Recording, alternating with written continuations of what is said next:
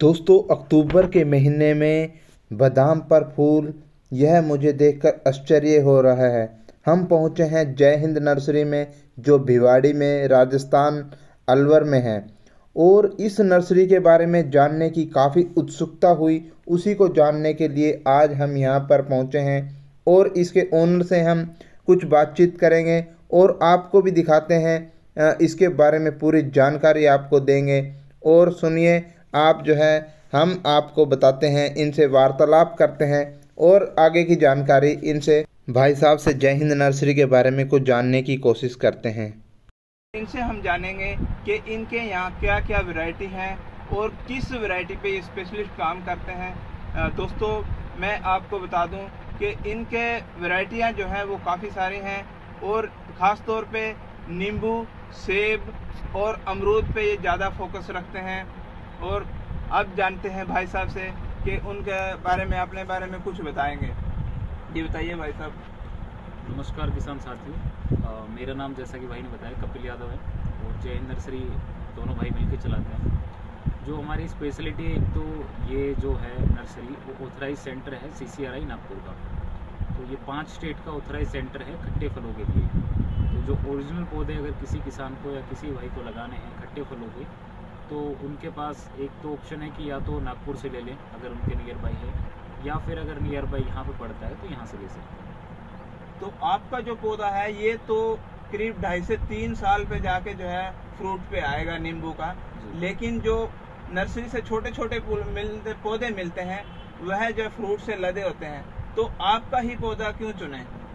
देखो, मेनली होता है कि आप किसी भी लोकल नर्सरी से लेते हो ना, तो उनके पास कोई वैरायटी होती है। बिल्कुल बिल्कुल। हाँ, और मेन चीज़ होती है कि वो गुट्टी जो नॉर्मल अपनी पुरानी प्रक्रिया है उससे वो पौधा तैयार करते हैं। और उससे क्या करते हैं कि जिस डाली में ज़्यादा फल लगे हुए हैं वहीं से गुट्टी बांध के उस डाली को हटा देते हैं। बिल्कुल। और पौधा तैयार कर देते हैं उससे। तो उससे जो पहले से उसमें फ्रूट लग रहे हैं वो एज इट इज छोटे पौधे में आ जाते हैं आपके। जबकि आप सीडलिंग से तैयार कर रहे हो तो पौधे में जो आपका फ्रूट्स है वो 3 साल में स्टार्ट होगा। और इस पौधे की लाइफ उसके कंपैरिजन में ज़्यादा होती है। इस पौधे की लाइफ लगभग 35 से 40 साल होती है। और वैरायटियाँ होती हैं, इसलिए इनमें फ्रूट प्रोडक्शन भी आपको अच्छा मिलता है। फ्रूट यूनिफॉर्म वे में लगते हैं। ऐसा नहीं है कि कोई भी फ्रूट में किसी भी साइज़ का आ रहा है, एक प्रॉपर यूनिफॉर्म वे मिलेगा आपको फ्रूट में। आपके पास नींबू की कौन कौन सी वैरायटी उपलब्ध है जो किसान भाइयों के लिए?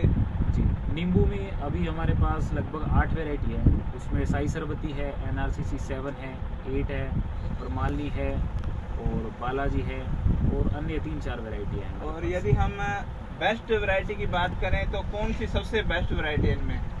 सर, हर वैरायटी के अपने गुण हैं। मेन चीज़ डिपेंड करती है कि आपका लगाने का पर्पज़ क्या है। अगर आप घर में लगा रहे हो तो साई सरबती अच्छी है, बालाजी अच्छी है घर में लगाने के लिए। ठीक है। अगर आप प्रोडक्शन और यील्ड वाइज जाओगे तो आप NRCC में जाइए, क्योंकि उसका प्रोडक्शन नींबू की कैटेगरी में, लाइम की कैटेगरी जो होती है उसमें सबसे ज़्यादा है। कुछ किसान भाई जो है नींबू लगाना चाहते हैं, लेकिन नींबू जो है 3 साल बाद फल देगा, और उसके साथ साथ वह कौन सी फसल कर सकते हैं जिससे उनको कोई नुकसान भी ना हो?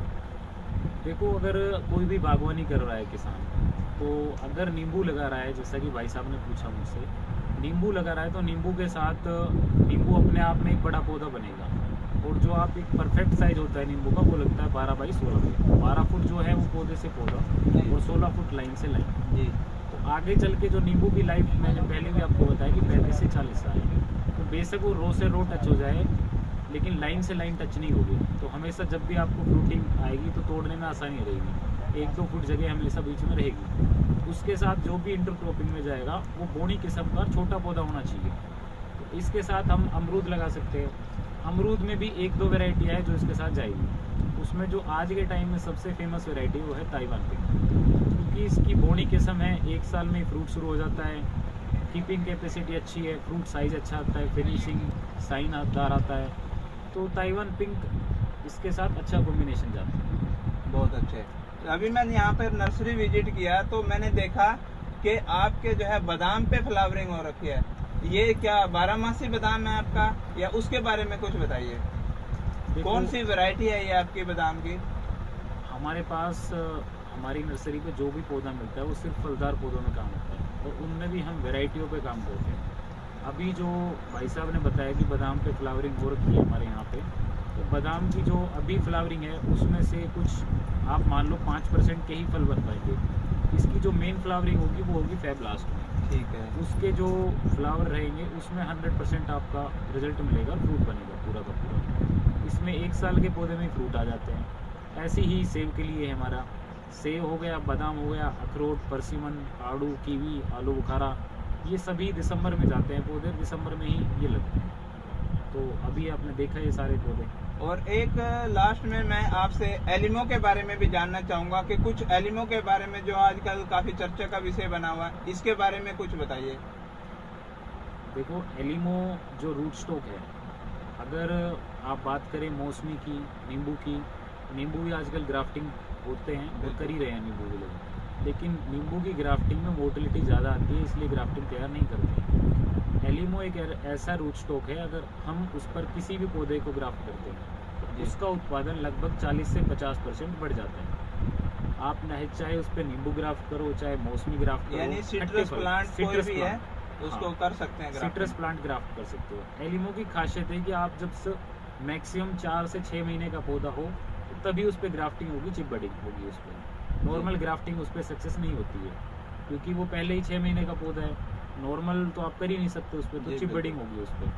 तो एलिमो का ये है, उत्पादन ज़्यादा मिलेगा आपको और जल्दी मिलेगा नॉर्मल से।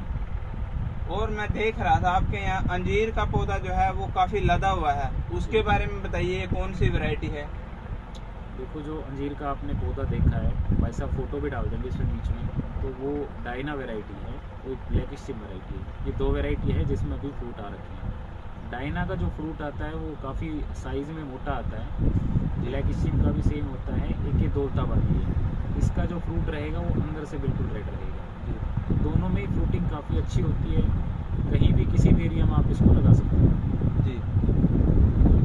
किसान भाइयों, यह सबके लिए जो है एक विश्वास पात्र नर्सरी है, एक बार विजिट जरूर करें, क्योंकि इन भाई साहब का मानना ये है कि ये भी एक समय ऐसा था जब ये बाग लगाना चाहते थे, लेकिन जब इन्होंने बाग लगाने की कोशिश की तो इन्हें वो पौधे नहीं मिल पाए जो ये चाहते थे, क्योंकि हर नर्सरी वाला जो है वो कहीं से भी पौधे लाता है और कहीं भी बेच देता है। ऐसा नहीं है। इन्होंने फिर जो है किसानों की समस्याओं, किसानों से मिलना स्टार्ट किया, किसानों की समस्याएं देखी, फिर जाकर जो है इन्होंने देखा कि भी इस पर काम किया जाए ताकि जो है किसानों को अधिक परेशानियों का सामना ना करना पड़े। क्या यह बात सच है? बिल्कुल। देखो, ये बात तो आपकी सच है कि हम सिर्फ वैरायटियों में काम करते हैं, और अगर आपको वैरायटियों में काम करना है तो उसमें 2 बातें आती हैं। अगर आपको क्वालिटी के पौधे चाहिए जी, तो क्वालिटी की जगह से लेने के लिए एक लंबी लाइन में लगना पड़ता है। बिल्कुल बिल्कुल। उसके लिए अगर आप गवर्नमेंट संस्थान से ले रहे हो तो उनकी एक फीस होती है MOU करने की। जी जी। सिट्रस प्लांट के लिए जैसे CCRI की है, काफ़ी महंगी फीस है उनकी, लगभग 8-10 लाख रुपये फीस है उनकी। जी तो उनके साथ पहले MOU करना पड़ेगा आपको, फिर काफ़ी लंबी उनकी और प्रोसेस होती है। जी जी। उनके बाद फिर आपको पौधे देते हैं, या फिर एक जो नॉर्मल किसान लेना चाहता है तो उनका एक टाइम पीरियड होता है, उस टाइम पे उनके फॉर्म निकलते हैं, वो भरो, हाँ, उसके लिए डॉक्यूमेंटेशन काफ़ी- पूरी करो, तो एक लंबी प्रक्रिया है। तो हमारे क्या है कि अब हमने ऑथराइज सेंटर लिया है, टेक्नोलॉजी ट्रांसफ़र हुई है, तो उसी पद्धति पे हम पौधे तैयार करेंगे। तो काफ़ी चीज़ें होती है। अब हर गवर्नमेंट संस्थान में एक MOU की फ़ीस होती है, तो कोई भी नर्सरी वाला इतने महंगे और कॉस्टली चीज़ें अफोर्ड नहीं कर सकता है, क्योंकि ओरिजिनल पौधा एक महंगा आता है, MOU फीस होती है, और फिर इसमें बचत बहुत कम है, जबकि डुप्लीकेट पौधे में बचत ज़्यादा है। तो हर कोई डुप्लीकेट करना चाहता है। जी बिल्कुल। अगर आप बागवानी करवा रहे हो किसानों को, तो आप